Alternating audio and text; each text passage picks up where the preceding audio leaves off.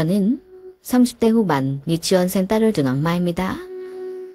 솔직히 말씀드리자면 처음 결혼할 때는 비출산이었는데 어쩌다 이렇게 딸을 갖게 되어 제가 상상도 하지 않았던 삶을 살고 있지만 제가 예상하지 못한 삶 또한 또 다른 재미가 있고 나름의 행복이 있네요. 사실 저는 아이를 별로 좋아하지 않았거든요.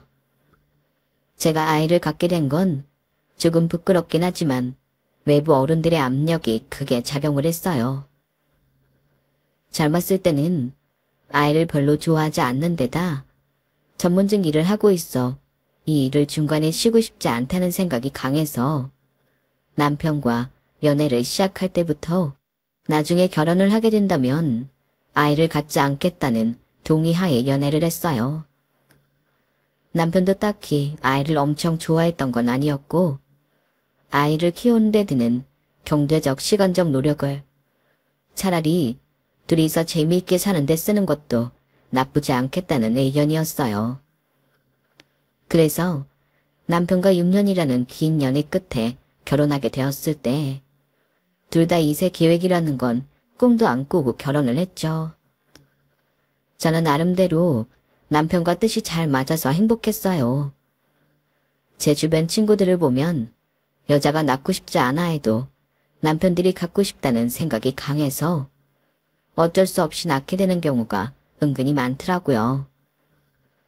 제 남편은 제 뜻을 존중해주고 별다른 아쉬운 내색도 없어서 저희 부부는 이대로 쭉 아이 없이도 사이좋게 지낼 수 있겠다 싶었죠. 그런데 막상 결혼을 하고 보니 생각지도 못한 복병이 있었어요. 바로 손주들을 강하게 원하는 시부모님이었죠. 특히나 시어머님께서 손주들을 보길 강하게 원하셨어요. 그래, 너희는 그래서 아이는 언제 가질 예정이니? 처음 저한테 그렇게 대놓고 물으셨을 때 저는 당혹스러움을 감출 수가 없었어요. 네? 아, 이야기 못 들으셨구나. 저희는 아이 가질 생각 없어요, 어머님. 뭐? 그게 대체 무슨 소리야? 난 그런 소리는 일절 들은 게 없는데. 연애할 때부터 이제는 안 가지는 걸로 하고 시작했거든요. 제가 하고 있는 일이 조금만 쉬어도 감 떨어지기 쉬운 일이라 아이 때문에 일을 포기하고 싶지가 않아서요. 남편도 동의했고요. 어머머머머? 난 세상에 이럴 줄 알았으면 너네 결혼 안 시켰지. 어떻게든 애 낳을 생각 있는 여자를 들였을 텐데 아니 어쩜 이래? 나는 손주 볼 생각에 신나 있었는데 이거 완전 뒤통수 아니니? 뒤통수라니 어머님. 저는 당연히 어머님 아버님도 알고 계실 줄 알았는데요. 니네가 결혼할 때까지 둘 다 입을 꾹 다물고 아무 소리도 안 했는데 우리가 알긴 뭘 알아. 어떻게 아니? 독심 씨르르 해서 알아채라는 거니? 그런 뜻이 아니라요 어머님. 손주야 큰아주버님도 계시고 도련님도 계시니까 언제든 보실 수 있잖아요. 너무 속상해하지 마세요. 예, 말도 마라.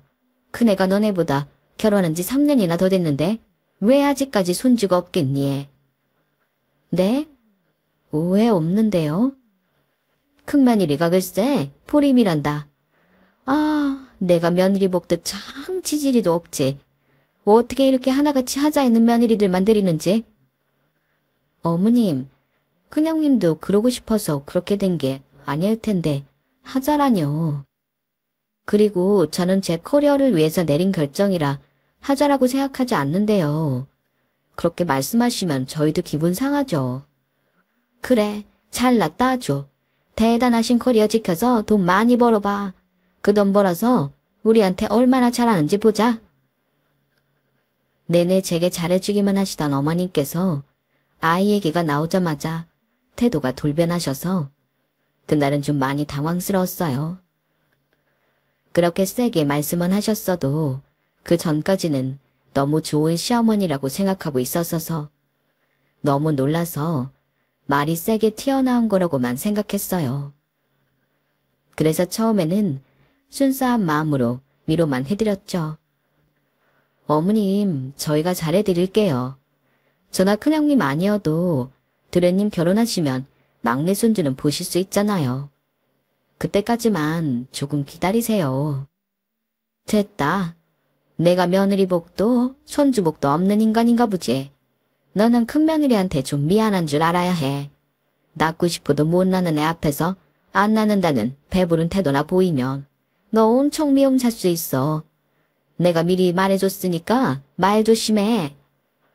네, 조심할게요, 어머님.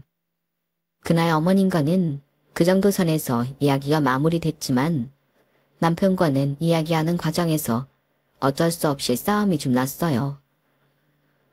그걸 여태 말을 안 하고 있었어? 시댁에 애 문제는 꽤 큰 문제인 거 알잖아. 나는 당연히 당신이 부모님 다 설득해 놓은 줄 알고 결혼한 건데. 아니 우리 미래 계획을 미리 구구절절 말씀드릴 필요는 없잖아. 우리가 애를 낳던 말던 부모님 허락을 받아야 하는 것도 아니고. 그리고 엄마 성격이 미리 말하면 애 낳으라고 엄청나게 잔소리하고 결국 당신 반대했을걸. 집안 시끄러워지는 거 싫어. 겨우 시끄러운 거 피하자고 이 중요한 얘기를 안 했다고? 만나면서 해피형이라고는 생각 안 했었는데 정작 이런 중요한 문제에서 해피형 모습을 보이는 남편에게 너무 실망했어요. 그래서 그날은 적당히 넘어갈 수도 있었던 일이 커져 크게 싸웠죠. 여보, 어차피 우리가 애 낳으면 우리 둘이 키워야 하는데 엄마 아빠 의견이 뭐가 중요해? 그냥 엄마가 애 가지라고 한 소리 하면 알겠다고 한 귀로 듣고 한 귀로 흘려. 어쨌든 결론은 제자리였어요. 제 뜻이 바뀌지 않는 한 아이를 가질 일은 없었으니까요. 그리고 나서 찾아온 명절에 저는 큰형님이 못내 신경 쓰이더라고요. 결혼한 지 얼마 안 된 저도 벌써부터 애 가지라고 닥달을 하셨는데 그동안 형님께는 얼마나 심하셨을까 하고요. 그 사실을 듣고 보니 어머님께서 형님을 좀 냉랭하게 대하시는 것 같은 느낌이 들었어요. 어찌됐건 저는 언젠가는 손주를 낳아줄 사람이라고 생각하시는 건지 묘하게 형님과 저를 체면하시는 게 눈에 보이더라고요. 제 눈에도 그렇게 잘 보이는데 당사자는 오죽했을까요? 어머님께서 그러시는 게 제 탓은 아니지만 괜히 죄송스러웠어요. 그 전까지는 별 생각이 없었는데 형님에 대해 조금 궁금해졌어요. 여보, 근데 형님은 어떤 분이야? 당신은 그래도 나보다 오래 보고 살았으니까 더 잘할 거 아냐. 형수님? 우리 형수님은 진짜 괜찮은 분이지. 우리 형이 아주 사람 좋을 줄 안다니까. 엄청 똑똑하고 정 많고 사람도 잘 챙겨주셔. 결혼하기 전까지는 서로 생일도 챙기고 진짜 친누나처럼 지냈었어. 결혼하니까 아내가 싫어할 수도 있다고 아내가 싫어할 짓은 사서 하지 말라면서 너무 철저하게 선 그으셔서 아쉬울 정도라니까. 정말? 응. 그래서 난 당신도 형수님이랑 좀 친해지면 좋겠어. 친해져서 넷이서 놀러 다니면 꽤 재밌을걸? 워낙 유쾌한 분이기도 하고 잘 챙겨주실 거야. 남편에게 형님에 대해 좋은 이야기를 많이 들어서 친해지고 싶은 마음이 들더라고요. 그래서 형님께 천천히 다가가려 했는데 형님께서 묘하게 저를 피하시는 느낌이 들었어요. 근데 여보, 혹시 형님이 나 별로 안 좋아하시나? 아주버님한테 슬쩍 물어봐 줄 수 있어? 응? 갑자기 왜? 그게 무슨 소리야? 아, 당신 얘기 듣고 형님하고는 좀 친하게 지내고 싶어서 뵐 때마다 어머님 몰래 화장품 같은 거 선물도 드리고 가끔 안부 인사도 드리곤 하는데 내가 이렇게 하는 게 불편하신 건지 아님 내가 별로 마음에 안 드시는 건지 좀 반응도 없으시고 피하시는 것 같아서. 응? 형수님이 당신 싫어할 이유가 뭐가 있어? 뭘 잘못했다고? 별일 없었잖아. 내 말이 그 말이야. 그러니까 이해가 안 돼서 그래. 내가 기회 봐서 형한테 물어볼게. 근데 그럴 일 없을 거야. 이유 없이 사람 싫어할 뿐도 아니고. 그렇다면 뭐 다행이지만. 그렇게 지 혼자 마음앓이 아닌 마음앓이를 해온 지 몇 개월이 지났을 때쯤 어머님 생신이 다가와 온 가족이 모이는 자리가 생겼어요. 제가 듣기로는 형님네 집안이 좀 사는 집이라고 들었는데 직업도 변호사셔서 저희보다 형편이 좋으신 편이었거든요. 그래서인지 저희 부부가 준비한 생신 선물보다 훨씬 비싸고 좋은 선물을 준비하셨더라고요. 어머님, 생신 축하드려요. 요새 친구분들이랑 골프 치러 다니신다고 하셔서 좋은 걸로 치시라고 준비해봤어요. 엄마, 이건 이 사람 혼자 생각해서 준비한 거예요. 나는 용돈이랑 한우 세트만 하자고 했는데 이렇게 또 따로 준비를 했더라고요. 어머, 용돈 봉투도 이렇게 두둑한데 뭘 또 따로 준비를 했어. 정말 고맙네. 그치 엄마? 역시 큰 며느리는 큰 며느리지? 그때 딱 느껴지더라고요. 아주버님께서도 형님께서 아이를 못 낳으시는 것 때문에 어머님께 미움 살까봐 신경을 많이 쓰고 계시다는걸요. 아, 며느리가 돈 잘 벌고 비싼 선물 턱턱 사주니 좋긴 한데. 그럼 뭐하니? 나는 아들을 셋이나 낳았는데 귀여운 손주 하나 없이 쓸쓸히 늙어만 가는 거. 첫째는 못 낳는다지, 둘째는 안 낳는다지, 셋째는 결혼 생각조차 없다고 하니 아무리 비싼 선물을 받아도 마냥 기쁘지만은 않구나. 어머님의 푸념어린 말씀에 분위기는 순식간에 다운이 됐어요. 형님께서는 불편한 기색을 감추지 못하셨고 다음 선물을 준비한 저도 식은땀이 나더라고요. 형님은 비싼 선물이라도 준비하셨지 저희는 용돈 좀 두둑하게 챙긴 것과 과일 바구니를 준비한 게 전부였거든요. 아니나 다를까 어머님은 저희 선물은 본체 만체 하시더라고요. 그렇게 불편한 분위기 속에서 식사를 마치고 나오는데 형님께서 조용히 저를 부르셨어요. 형님, 무슨 일이세요? 동서, 내가 좀 물어보고 싶은 게 있는데 말이야. 혹시 동서가 어머님한테 나에 대해 뭐라고 말한 적이 있어? 네? 무슨 말이요? 무슨 말이든 나에 대해 이야기 나눈 적이 있냐고. 어머님과 형님 이야기를 한 건 형님께서 불임이라는 이야기를 들은 것 외엔 딱히 없었어요. 이런 얘기를 들었다고 하면 좋을 게 없을 것 같아 처음엔 그런 적 없다고 하려고 했죠. 하지만 형님의 진지한 분위기를 보아하니 사실대로 말하는 편이 차라리 나을 것 같다는 판단이 들었어요. 아, 사실은 어머님께서 형님이 아이를 안 낳는 이유를 알려주셨어요. 그 얘기 나눈 게 전부예요. 그래? 뭐라고 하셨는데? 형님께서 불임이시라고. 뭐? 내가 불임? 아, 진짜 어머님 너무하시네. 네? 동서, 내가 불임이 아니고 내 남편이 불임이야. 어쩐지 어머님께서 뭔가 이상하게 말했을 것 같다는 생각이 들었는데 혹시나가 역시나였네. 그 얘기 말곤 내기한 게 없다 이거지? 네. 형님 얘기를 듣고 보니 좀 혼란스러웠어요. 아주버님이 불임이라고 하신 걸 제가 잘못 들은 건가 순간 착각했지만 아무리 생각해도 어머님께서는 형님이 불임이라고 하셨던 것 같았거든요. 동서, 내 말 잘 들어. 어머님이 나한테는 동서 얘기를 좀 했어. 네? 뭐라고요? 동서가 우리 핑계대면서 애 안 낳으려고 한다고. 니네가 모범을 안 보이니까 이러는 거 아니냐면서. 네? 제가 형님 핑계를 댔다고요? 그러면서 우리가 불임인 걸 말했는데도 끝까지 우리 붙잡고 늘어진다면서 나보고 동서 애 낳으라고 설득 좀 시켜보래. 못 낳는 거랑 안 낳는 건 다르지 않냐고.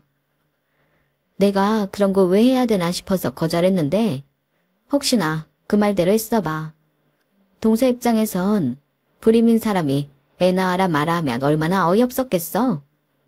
그 말에 휘둘리지 않기로 잘했지. 세상에, 제가 애 안 낳는 걸 뭐하러 형님 핑계를 대겠어요. 저는 결혼 전 연애할 때부터 애 안 낳기로 이야기하고 결혼한 거예요. 형님 이야기는 입 밖으로 꺼낸 적도 없었고, 오히려 형님 앞에서 애 안 낳겠다는 소리 하면 욕먹을 거라고 조심하라 한 건 어머님이세요. 동서, 내가 결혼한 지 얼마 안 된 동서한테 이런 말은 하고 싶지 않았는데 어머님 말씀 다 믿지 마. 내가 어머님을 3년 더 겪어본 사람으로서 말하는데 어머님은 누구 욕하면서 자기 편으로 만들려는 이상한 습성이 있으신 것 같아. 이때까지야 며느리가 하나 있었으니 그게 크게 마음에 걸리진 않았지만 동서 들어오고 나서 슬슬 시동 걸리시는 것 같아. 네, 조심해야겠네요. 말씀해 주셔서 감사해요. 그 이야기를 나눈 이후 저와 형님의 사이는 눈에 띄게 좋아졌어요. 알고 보니 형님께서 저를 그동안 피한 이유가 앞에서는 착한 척하면서 뒤에서는 어머님한테 본인을 방패막이로 쓰고 있다는 생각에 괘씸한 마음이 들어서 그랬다고 하시더라고요. 그렇게 이야기 나눴길 다행이지 아니었으면 평생 이유도 모른 채 형님과 불편한 사이로 지낼 뻔했지 뭐예요.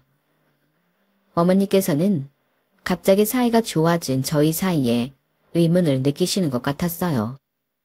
어머님 입장에선 그럴 법도 한 게 저희에게 각자 하신 말씀도 있고 서로 불편한 사이인 게 눈에 보일 정도였는데 이유도 모른 채 친해진 모습이 눈에 띄니 궁금해하실 만도 했죠. 어머님은 그 후로도 몇 번이고 출산 문제로 저희 사이를 오가며 미묘하게 사이를 갈라놓을 법한 이야기들을 하셨지만 저희는 서로 어머님 얘기를 공유하며 오해를 피해갔어요. 처음엔 어머님이 왜 저러시나 정말 짜증도 많이 났는데 나중에는 익숙해져서인지 그러려니 하게 되더라고요. 어찌됐든 형님과 서로 오해는 하지 않으니 그렇게 큰 타격은 없어서 그럴 수 있었던 것 같아요. 그런데 어느 날 제 인생을 송두리째 바꿔버릴 일이 일어났어요. 분명히 피임을 잘했다고 생각했음에도 아이가 생긴 거예요. 아니 여보, 어떻게 이럴 수가 있지? 우리 그동안 계속 피임 잘해왔잖아. 나 너무 화나고 억울해. 그러게, 이거 진짜 이상한 일이네. 어떡하지? 몰라. 갑자기 임신이라니. 나 진짜 미치겠어. 여보, 일단 진정해봐. 생겼다고 꼭 낳아야 하는 건 아니니까 너무 심란하게 생각하지 말고. 나는 당신 뜻이 뭐가 됐든 간에 당신 결정을 따를게. 안심시켜주는 남편이 고맙긴 했지만 갑자기 생겨버린 아기에 약간 우울해지긴 하더라고요. 남들에겐 축복인 일이 왜 나에겐 이렇게 막막한 일인가 생각하면 약간 자괴감이 들기도 했죠. 원래 계획대로라면 아기를 지워야 하는데 막상 지우려고 하니 생각보다 쉽지 않더라고요. 옛날에 봤던 TV 다큐멘터리로 생각이 났어요. 임신 초기 그 조그만 세포덩이에 불과한 것도 지우려고 하면 본능적으로 알고 살력을 발버둥치던 모습이 머릿속에 선명하게 남아있었거든요. 그런 것들을 생각하니 도저히 자신이 없었어요. 평생 아이를 지었다는 죄책감과 다른 부부들이 낳은 아기를 보며 한때나마 뱃속에 품고 있었던 아기를 떠올리지 않을 자신이 없었어요. 그런 기억들이 트라우마처럼 평생 따라다닐 걸 생각하면 차라리 남들 다 낳는 아이 딱 하나만 낳아 잘 길러보자는 생각까지도 들었죠. 무엇을 선택해도 제겐 심란한 결정이라 결정을 내리기 전 마지막으로 친정 부모님께 전화를 드렸어요. 엄마, 만약에 제가 애를 낳는다고 하면 어떨 것 같으세요? 뭐? 생각이 바뀐 거야? 아니, 그렇다기보단 그냥 엄마 아빠는 늘 제가 하고 싶은 대로 하라고 말씀하시니까 만약 가진다면 어떻게 생각하실지 궁금해서요. 얘는 너는 별걸 다 묻는다. 엄마 아빠는 당연히 너무 좋지. 네가 그동안 하도 완고하게 애 생각은 없다고 선 그으니까 티는 못 냈지만 우리도 너 닮은 귀여운 손주 보는 게 소원이지. 그걸 꼭 말로 해야 알겠어? 엄마의 대답을 들으니 확신이 서더라고요. 저희 부모님도 그동안 내색을 안 하셨을 뿐이지 손주를 원하고 있었구나 하는 생각과 함께 가끔 친구분들의 손주들 사진을 보여주시던 얼굴이 떠올랐어요. 사실 우리 나이에 자랑할 거라곤 손주들 뿐이거든. 그때는 제가 처한 상황에 대한 합리화를 하고 싶었던 건지 그 말을 들으니 이렇게 된 거 그냥 낳아서 효도하자 싶은 생각이 들었어요. 남편에게 제 뜻을 전하니 남편은 놀라더라고요. 정말? 여보, 진심이야? 안 생겼으면 모를까. 생겼는데 책임을 져야 될 것 같아. 나중에 괜히 후회하지 말고. 나는 무리해서 낳지 않아도 된다고 생각하는데. 아니야. 후회하더라도 어쩌겠어. 낳아도 후회, 안 낳아도 후회할 거라면 차라리 낳고 후회하는 게 나을 것 같아. 그렇게 저희는 예정에도 없던 이세를 낳기로 결정을 내렸어요. 임신 안정기가 되고 시댁에 말씀을 드리자 시댁에서는 당연히 뛸 듯이 기뻐하셨어요. 세상에나 우리 둘째 며느리밖에 없네. 네가 내 평생 소원을 다 이뤄주는구나. 아이고 하느님 감사합니다. 고맙다. 정말 고마워. 몸조리 잘하거라. 어머님은 그때부터 제게 임산부 몸에 좋다는 온갖 보약, 영양제, 음식 등을 보내주셨어요. 제가 임신을 하니 형님과의 비교가 더 심해진 것 같았지만 사람 마음이 간사해서 제가 차별받는 쪽이 아니다 보니 크게 신경이 쓰이지는 않더라고요. 그때는 사실 뱃속의 아이에게 온 신경이 집중되어서 형님까지 신경 쓸 겨를이 없었던 것 같아요. 그렇게 제 상황이 바뀌어 시댁의 이쁨을 받고 살던 어느 날이었어요. 갑자기 막내 도련님께서 청천벽력 같은 소식을 가지고 오셨죠. 여보, 내가 이 자식 때문에 미치겠다. 응? 왜 그래? 무슨 일인데? 이 녀석 비혼주의자라고 떠들고 다닐 때 언제고 웬 여자를 임신시켜서 왔대. 뭐? 여자? 도련님이 여자친구가 있었어. 내 말이 그 말이야. 분명 어디서 놀다가 사고친 것 같은데 이 녀석이 애인이 생겼으면 말을 안 해줄 성격이 아니거든. 뭔가 떳떳하지 못한 관계니까 이렇게 갑자기 데려오지. 세상에, 그럼 어떻게 되는 거야? 글쎄, 부모님은 잘 알지도 못하는 여자랑 어떻게 평생 살려고 하냐고 말리셨다는데 의외로 동생은 또 책임지겠다고 하고 있나 봐. 그래?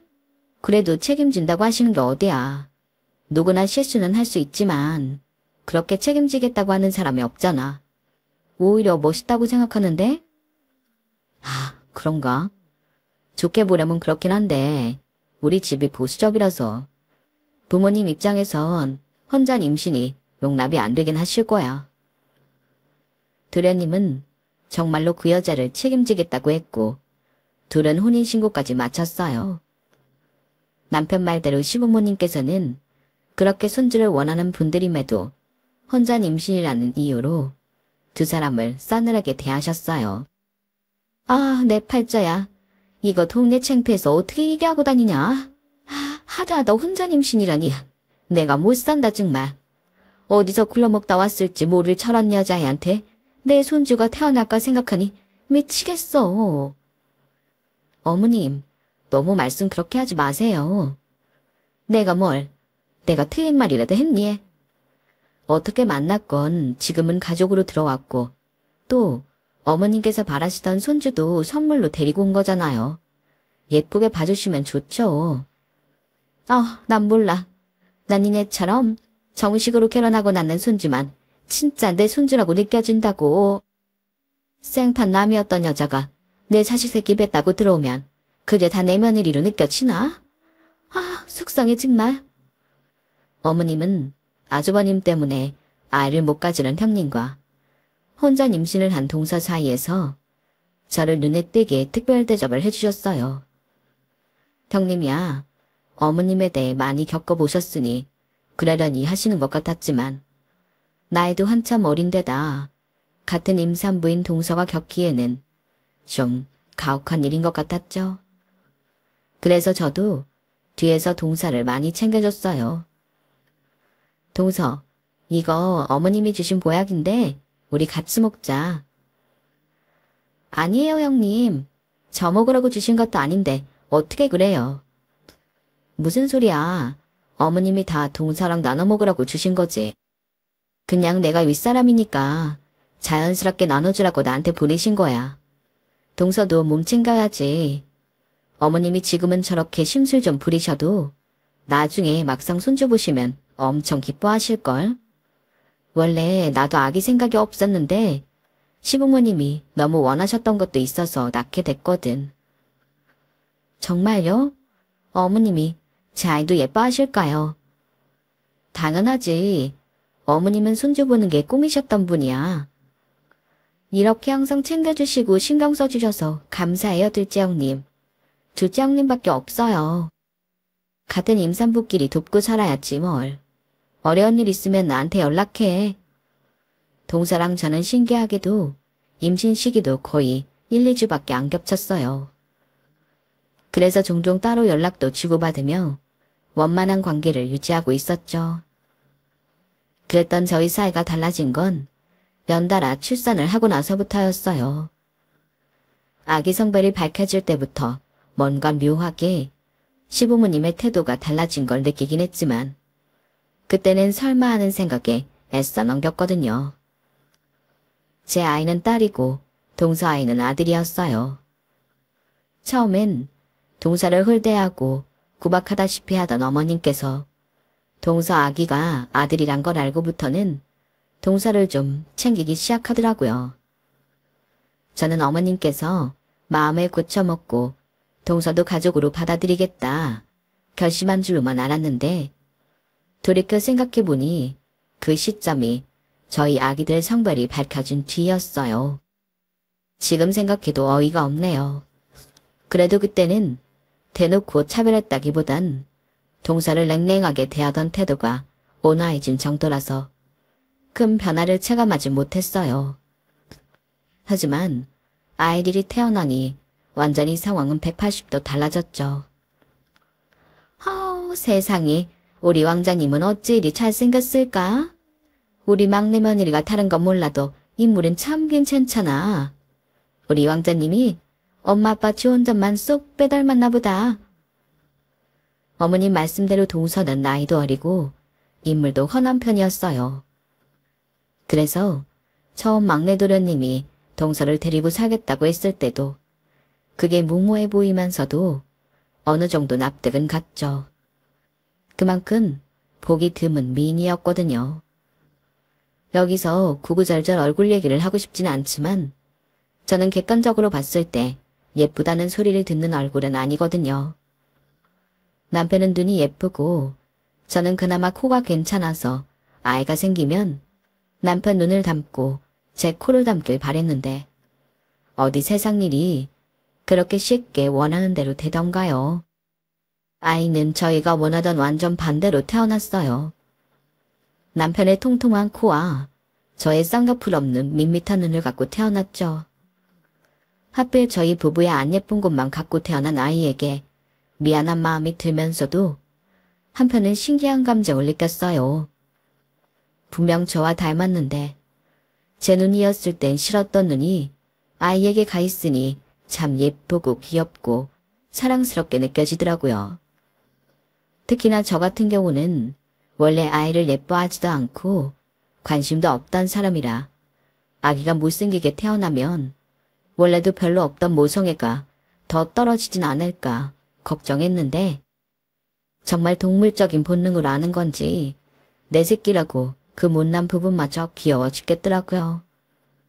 그건 남편도 마찬가지 모양이었어요. 저희 눈엔 한없이 예쁘고 사랑스러운 딸이었지만 남들 눈엔 아닐 수도 있다는 걸 저희는 분명하게 인지는 하고 있었어요. 그래도 할머니 할아버지인 시부모님은 안 그러실 줄 알았는데 워낙 동서 아들이 예쁘게 태어나서 그런지 두 분께서도 은근히 비교를 하시는 것 같더라고요. 저희도 사람인지라 그런 게 내심 속상했죠. 아이고, 우리 원희는 누구 닮아서 이렇게 못났을까? 어? 하필이면 엄마 아빠 못생긴 부분만 쏙 빼닮아가지고 이걸 누굴 탓해? 그치? 엄마 아빠도 원해서 이렇게 난 건 아닐 텐데. 아구아구 화났죠요. 괜찮아 아가. 요새는 의학이 많이 발전해서 조금만 건드리면 다 예뻐져요. 나중에 커서 엄마한테 쌍꺼풀 수술해주세요. 왜? 옳지. 우리 딸만 있을 때는 안 그러시는데 조카와 같이 있는 자리에서는 비교가 되는 채 자꾸만 제 딸에게 저런 농담을 하시는데 아무리 아직 말을 못 알아듣는 아기여도 애가 느낌으로 알 수도 있는 거고 태어난 지 얼마 되지도 않은 애한테 저런 말을 아무렇지도 않게 하시는 게 너무 기분 나쁘고 속상하더라고요. 아 엄마 그런 말 좀 하지 마시라고요. 우리 딸이 뭐 어때서.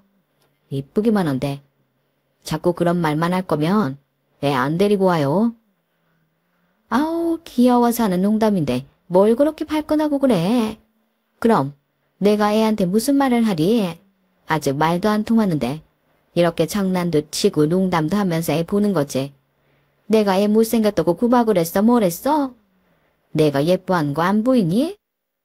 예뻐하실 거면 진짜 예뻐만 하시라고요. 엄마가 그런 의도 없는 거 알아도 듣는 저희까지 기분이 별로인데 애가 맑게 알아먹기 시작하면 얼마나 기분 나쁘고 상처받겠어요. 우리 딸 자존감 낮게 키울 생각 없으니까 아무리 장난이라도 삼가해주세요. 아 그래 알았다 알았어. 내가 뭐 자식 무서워서 손주한테 장난도 못 치겠네. 아 무섭고 까다로운 것들. 이래서 못생긴 애들이 자격지심 있다는 말 듣는 것도 모르고. 뭐라고요? 남편이랑 어머님이 이 문제를 몇 번 말다툼이 오갈 정도로 어머님은 저희 딸과 동선의 아들을 차별했어요.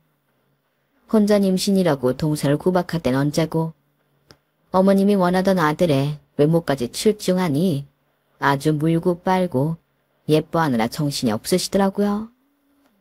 항상 저희 집으로 오던 선물들도 언제부터인가 동선의 집으로만 가더라고요. 그것까지야 뭐 어머님 성품 모난 거 모르는 것도 아니고 괜찮았어요. 그런데 어머님께 차별받을 때 제가 이것저것 챙겨주면서 좋은 관계를 유지했던 동서가 언젠가부터 제게 거리를 두기 시작하더라고요. 그동안 저는 같이 임신했다는 이유로 좋은 것들이 생기면 싹 다 동서와 나눴었는데 동서는 그런 것들은 입 싹 닫고 혼자 받고 누리더라고요. 뭐 꼭 제가 베푼 것들을 돌려받자고 잘해준 건 아니었지만 저도 사람이다 보니 좀 서운하긴 하더라고요. 어쩌다 안부 연락이라도 하면 본인이 제게 하는 짓이 혼자 찔려서인지 아니면 제가 뭘 달라고 요구라도 할 것처럼 느껴져서인지는 몰라도 예전처럼 반갑게 연락을 받기는커녕 어딘가 초조해 보이고 얼른 끊고 싶어 하는 게 느껴져서 되려 민망해지더라고요. 동서가 갑자기 나한테 왜 이러지? 뭐 원래 며느리들끼리는 연락 잘 안 하잖아. 니네가 특이했던 거고 걔는 결혼식도 안 하고 애부터 낳았으니까 애 낳기 전에는 결혼한 게 실감이 안 났겠지. 그래서 네가 하는 연락을 아무렇지 않게 받았는데 애 낳고 나니 이 집 며느리 된 게 실감이 난 게 아닐까. 괜히 형님들이랑 가까이 지내봐야 좋을 게 없다는 걸 느꼈을지도. 참나, 내가 뭘 했다고. 내가 본인 구박받을 때 챙겨주기밖에 더 했나? 내가 결혼 선배로서 말하는데 시자 관련된 사람들이랑은 최대한 거리 유지하고 지내는 게 신상이 좋다. 그건 그렇지만 주방 결혼한 친구들 이야기를 들어봐도 다들 하나같이 동서랑은 예전 같은 사이를 기대하지 말라고 하더라고요. 챙겨줄 때나 좋았지. 막상 본인 상황이 역정돼서 대접받고 있는 상황에 제 연락이 달가울 리가 있겠냐고요. 그렇게 생각하니 좀 괘씸하긴 하더라고요. 그래도 워낙 나이 차이도 나고 하니 철이 없어서 그랬겠거니 넘길 수 있었어요. 차라리 포기하니 편하더라고요. 하지만 평화로운 시기는 왜 이리 잠깐인 건지. 아버님께서 갑자기 뇌졸중으로 쓰러진 후 온 가족에 비상이 걸렸어요. 어머님 아버님 연세도 있고 두 분만 지내시는 게 영 불안해서 요양보호사를 붙여드리라는데 어머님께서 극구 사양을 하시더라고요. 아우 난 싫어. 남이 우리 집 와서 살림하는 것도 싫고 멀쩡한 자식 셋이나 있는데 보살핌 받으며 살면 되지. 내가 뭐하러 생판 남인 사람 도움을 받아야 해. 자식도 없는 사람 마냥. 어머님, 요즘은 다 요양보호사들 도움 받아요. 저희가 사람 안 부르고 안 들여다보겠다는 게 아니라 다들 사는 게 바쁘니까 매일 들여다볼 수 없어서 요양보호사를 붙이겠다는 이야기였어요. 됐다. 나는 그러기 싫다. 난 우리 모시고 살겠다는 자식 집에 들어가 살 거야. 너희끼리 상의해서 우리 누가 돌볼지나 정해라. 청청병역 같은 소리에 자식들은 머리를 맞대고 회의를 하기 시작했죠. 이런 말씀 죄송하지만 솔직히 시부모님 모시고 살고 싶은 며느리가 어딨겠어요. 남편들도 다 그걸 알고 있는 상황인지라. 결론은 요양보호사뿐이었지만 어머님이 목에 칼이 들어와도 자식 집으로 들어가야겠다고 떼를 쓰시는 바람에 누군가의 희생이 필요했어요. 그때 눈 딱 감고 나선 게 큰형님이셨어요. 그래도 두 사람은 돌봐야 할 애가 있잖아. 우리는 애라도 없으니까 우리가 어머님 모실게. 형님, 괜찮으시겠어요? 저렇게 강하게 말씀하시는데 별 둘이 있어? 괜찮아. 가끔 우리 힘들 때 돌아가면서 잠깐씩 모시고 있어줘. 그렇게 시부모님은 형님네 댁으로 들어가시게 됐어요. 그 와중에도 어머님은 고마운 것도 모르고 손주 있는 집으로 가고 싶었다며 투덜대시더라고요. 다른 건 몰라도 그 모습에 정이 심하게 떨어지면서 형님이 좀 걱정되더라고요. 그런데 우연인지 아주버님께서 해외로 파견이 되셨어요. 형님은 하시던 일을 관두고 아주버님을 따라가시기로 했고 외국 생활에 적응하기 힘든 어머님께서 갈 곳이 없어졌죠. 솔직히 그동안 아무도 도맡아 하기 싫어했던 일을 형님께서 묵묵해 주셔서 얼마나 감사했는지 몰라요. 이제 저희 차례가 되니 아니나 다를까 어머님이 형님 뒷담을 하기 시작했어요. 같이 살 때 일한다고 본인은 뒷전이었다고 손주들 있는 집으로 가고 싶었는데 차라리 잘 됐다면서요. 그동안 모시고 산 걸 고맙게 여기기는커녕 뒷말을 하는 시어머님 성품이 정말 지긋지긋하더라고요. 그러던 어느 날 뭔가 이상한 걸 눈치챈 건지 동서에게 전화가 왔어요. 형님, 근데 어머님 좀 이상하지 않으세요? 응? 아니, 어머님께서 분명히 저한테는 자기 모시고 산다는 큰형님밖에 없다고 하셨었는데 이제 와서 어쩔 수 없이 저렇게 된 거 다 아시면서 큰형님 욕을 저희한테 하시는 거 보니까 이상해서요. 저희가 모시면 누가 됐든 또 저희 욕하실 거고요. 동서, 그걸 인지한 거야? 하긴 동서는 그동안 이쁨만 받고 살아서 몰랐을 수 있겠다. 어머님이 좀 원래 저런 분이셔. 네? 알고 계셨어요? 그럼 큰형님이랑 나는 동서 들어오기 전에 이간질 당한 적 있었거든. 며느리들끼리 괜히 견제하고 질투하게끔 유발하는 게 어머님 특기셔. 전 그런 것도 모르고 어머님이 하시는 말씀만 믿고 둘째 형님을 오해한 것 같아요. 동서 말이 제가 동서가 혼자 임신으로 들어온 걸 못마땅해 하니 알아서 눈치껏 잘하라며 애 없는 큰형님과 혼자 임신한 동서 중에 제가 서열 1위라고 했다는 거예요. 그래놓고 딸이나 가졌으면서 틈만 나면 제가 임신을 핑계 삼아 어머니께 이것저것 받아냈다고 얘기를 했다더라고요. 참 어이가 없어서. 동서 혼자 임신이라고 제일 못마땅해 한 거 본인이면서 그런 식으로 이간질하고 있을 거라곤 꿈에도 생각 못했겠네요. 형님, 저는 어머니 무서워서 못 모시고 살아요. 요양보호사 붙여요. 네? 다른 노인분들은 다 그렇게 잘만 사시는데 왜 어머니만 못한대요? 저도 그렇게 생각하긴 했지만 남편을 봐서라도 그렇게 하긴 힘들더라고요. 그래서 당분간은 저희 집에서 모시기로 했어요. 안 그래도 육아하느라 힘든데 어머님이 감나라 배나라 이거 하는데도 어쩜 그리 간섭이 심하신지 집에 상잔 하나 모시고 자는 것 같았네요. 저는 정말 어머님이랑 그러고 집에 붙어있기는 너무 갑갑해서 아예 어머님께 애를 맡기고 복직을 해버렸어요. 어차피 어머님을 피할 수 없다면 위기를 기회로 만들자는 생각이었죠. 아이 때문에 일을 포기하지 않아도 되고 업무 특성상 시간 내 근무를 하는 일도 잦아서 같이 살아도 주말을 제외하면 별로 같이 사는 느낌도 안 들고 좋더라고요. 주말에는 남편이 어머님과 아이를 데리고 하루씩은 나가서 놀다 와서 제 시간도 충분히 확보가 됐고요. 그런데 제가 그렇게 지내는 걸 알게 된 동서가 은근슬쩍 자기 아들을 저희 집에 맡기러 오기 시작했어요. 어차피 제가 봐주는 건 아니고 동서도 때가 되면 아이를 데리고 가서 크게 손해볼 건 없었지만 괜히 얄미운 생각이 들더라고요. 아들 낳았다고 어머님께 이쁨은 이쁨대로 다 받고 특별히 일을 하는 것도 아닌데 어머님을 모시고 살길 하나.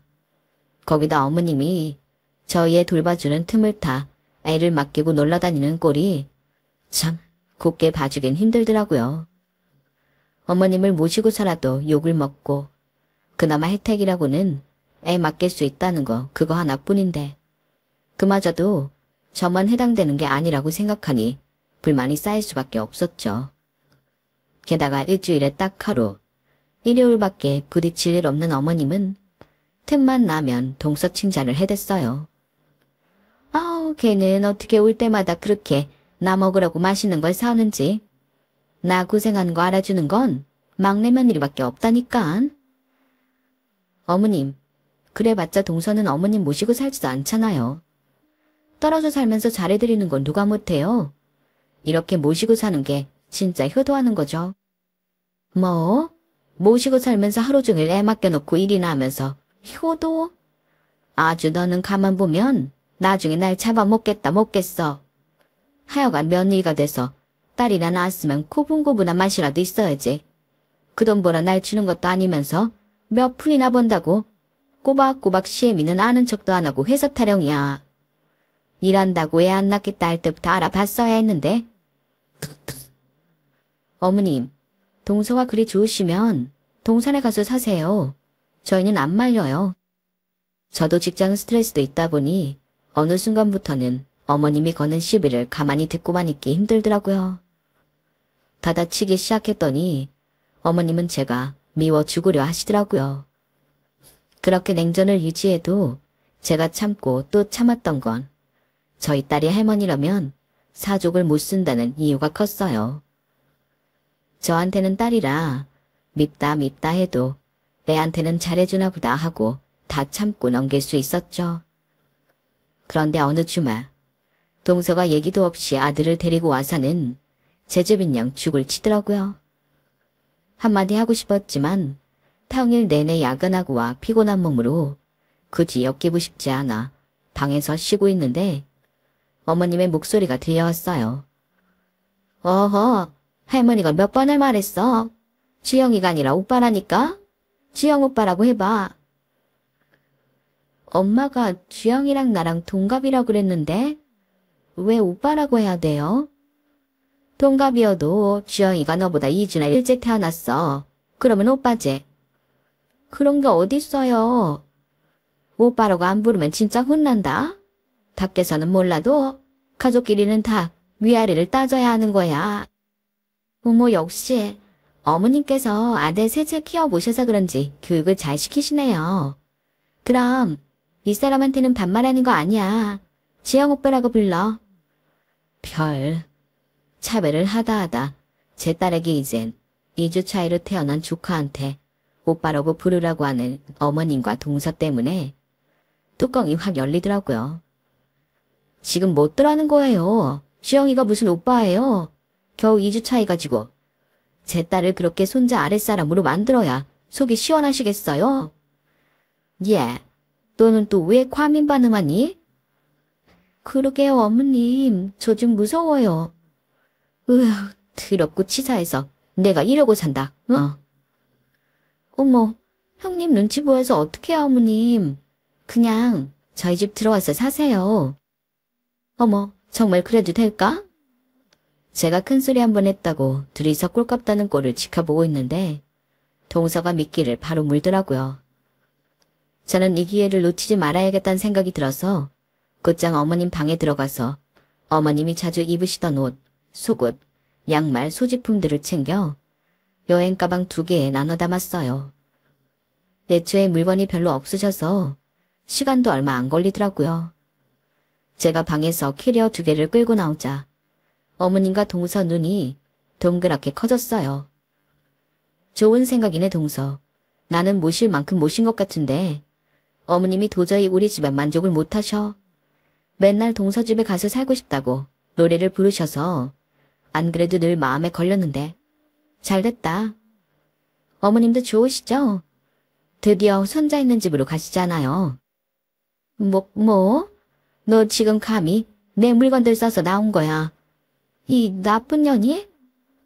어머님 가고 싶은 곳으로 보내드리겠다는데 무슨 그런 서운한 말씀을 하세요. 가세요. 안 말릴 테니까. 저기 아주 고마운 것도 모르고 우냐. 내가 가라면 못 갈 줄 알고? 간다 가. 애 돌볼 데 없다고 연락하기만 해봐. 아주 내가 돌아오나 봐라. 얘 막내야. 애 데리고 너희 집으로 가자. 네? 어머님, 형님. 그래도 이렇게 싸우시는 건 좀 아니잖아요. 형님은 무슨 어머님이 동담하시는 것이고 그러세요. 갑자기 저희 집에 어머님이 지낼 데가 어디 있다고요. 일단 2분 다 흥분 가라앉히시고. 오야, 너도 날 모시기 싫다 이거지? 거봐요, 어머님. 결국 동서도 어머님이랑 살고 싶어 하지 않는다니까요. 솔직히 시어머니 모시고 살아도 괜찮은 며느리가 몇이나 있겠냐고요. 안 그래, 동서? 어머님을 자극하려고 일부러 세게 말하니 동서의 동공이 흔들리기 시작했어요. 어머님도 눈을 부릅뜨고 동서를 무섭게 노려보고 계시니 동서가 더 이상 물러날 곳이 없었는지 꼬리를 내리더군요. 일단 저희 집으로 가시고 화가 가라앉히시면 그때 다시 돌아와요. 어머님이 화를 씩씩거리며 나가시는 순간 저는 직감했어요. 어머님이 저희 집에 다시 돌아올 일은 조금도 없다는 걸요. 제가 시어머니로서 자존심을 다 밟아버렸다고 생각하신 건지 아직까지도 그렇게 제 욕을 하고 다닌다고 하시네요. 전 그날 이후로 어머님과 연이 끊겨서 그 욕을 들을 일도 없지만요. 어차피 잘해들어도 욕먹는 마당에 차라리 안 보고 살면서 욕을 먹으니 마음이 편안하네요. 저와 시어머니 사이를 오가며 박쥐같이 굴던 얄미운 동서도 이제는 시어머니를 평생 모시고 살게 생겼으니 아주 쌤통이에요. 지금은 제 딸은 전문 시터에게 맡기고 있는데 좋은 분을 만나 딸도 잘 적응을 했어요. 남들은 그래도 생판 남의 손에 맡기는 것보단 할머니가 낫다는데 저도 그렇고 애도 그렇고 다행히 인복이 있는 건지 지금 만난 시터분이 너무 잘해주셔서 비록 돈은 2배로 들지언정 생판 남에게 맡기는 게 훨씬 낫다는 기분이 드네요. 어머님은 동서집에서 얼마나 대접받고 사실지는 모르겠지만 또 그들만의 고통이 있지 않을까 싶네요. 연이 끊겨서 알 밤도는 없지만 이런 건 모르는 게 약이니까 별로 알고 싶지도 않고요. 남편도 이 부분에선 할 말이 없는지 가족 행사 참여도도 확 줄었고 꼭 가야 하면 혼자 갔다 오곤 한답니다. 지독한 시어머니 하나 떼어내니 인생이 쾌적해진 것 같아요. 말 한마디에 천냥비 갚는다는데 어머님이 좀 따뜻하게 말씀해 주셨다면 더 화목하게 잘 지냈을 텐데요. 아쉽긴 합니다. 제 이야기 들어주셔서 감사합니다. 털어놓고 나니 마음이 많이 정리가 되네요. 항상 꽃길만 걸으세요. 여러분, 사연 댓글에 응원과 현명한 좀 부탁드려요. 좋아요와 구독은 저에게 큰 힘이 됩니다. 오늘도 좋은 일 가득하세요.